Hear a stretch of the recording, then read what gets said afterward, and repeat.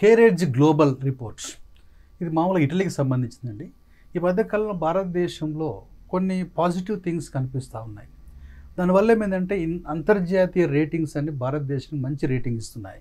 ఈ మధ్యకాలంలో S&P వాళ్ళు ఇచ్చారు, Standard Poor, Fitch rating, Moody rating, DBRS ఇవి కూడా భారతదేశం మంచి రేటింగ్ ఇస్తున్నాయి. కాబట్టి దీని యొక్క వలనే ఇవాళ మనకు ఇటలీ వాళ్ళు కూడా ఇచ్చారు, భారతదేశానికి BBB+ ఇచ్చారు.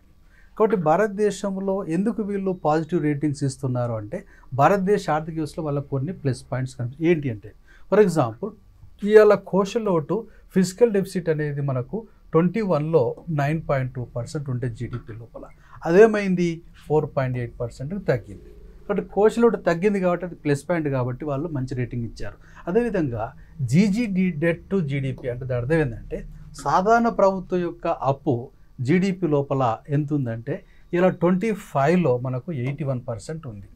సాధారణ ప్రభుత్వం అంటే ఏంటంటే కేంద్ర ప్రభుత్వం, రాష్ట్ర ప్రభుత్వం కలిపి. ఓకే, సో మొత్తం అప్పు ఏంటంటే మన స్థూల దేశీయోత్పత్తిలో 81%, అది 74% అవుతుంది జస్ట్ విదిన్ 10 years లోపల. కాబట్టి ఇలా మన అప్పులు తగ్గిస్తున్నాం అనే విషయం అర్థం చేసుకోవాలి. అది కూడా ఒక plus point. Next GDP provisional growth అంటే మనం ఆశిస్తున్న వృద్ధి రేటు జీడిపి రానున్న 5 సంవత్సరాల్లో ఇలా 6.5% ఉంటుంది అని IMF వాళ్ళు చెప్పారు. ఆ విషయం మనం అర్థం చేసుకోవాలి. ఇలా ఇన్వెస్ట్మెంట్ అంటే పెట్టుబడులు జీడిపిలో ఎంత అంటే 30%, ఇది కూడా ఒక ప్లస్ పాయింట్. తర్వాత మన GST తగ్గించినాము, మీకు తెలుసు 2 స్లాబ్స్ తీసుకొచ్చినాము. PIT బడ్జెట్లు తగ్గించారు అంటే ఆదాయ పన్ను తగ్గించారు, అది కూడా ప్లస్ పాయింట్. తర్వాత స్ట్రాంగ్ రెమిటాన్స్ భారతదేశంలోనికి ఇలా NRIలు అమౌంట్లు పంపిస్తున్నారు, అది కూడా ప్లస్ పాయింటే. ఇవాళ ఫారెన్ ఎక్స్చేంజ్ రిజర్వ్స్ విదేశీ మార్కెట్లో దాదాపు $690 బిలియన్స్, ఇది కూడా ప్లస్ పాయింటే. తర్వాత నెక్స్ట్ క్రూడ్ ఆయిల్ ప్రైస్ తగ్గింది, అది ప్లస్ పాయింటే.